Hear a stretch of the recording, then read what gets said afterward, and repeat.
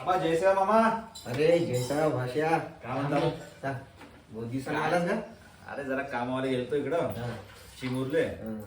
तिथून. अरे का म्हणते तुमची पोरगी हो का? आता आपली नाही. अरे आहे आपल्या शेजाराची हो का? हा. काय नाही मग गेलो चिमुरले. थोडस काम होतं आता उन्हात आणत तपन बाहेर होती. तपन मध्ये जरा केलो काम. रोजी भेटी आलो होता इथं भेटायला तुम्हाला. काम ते मामी कुठे गेली? अगं भाषा त्या बायकोचं नाव नको घेऊ का?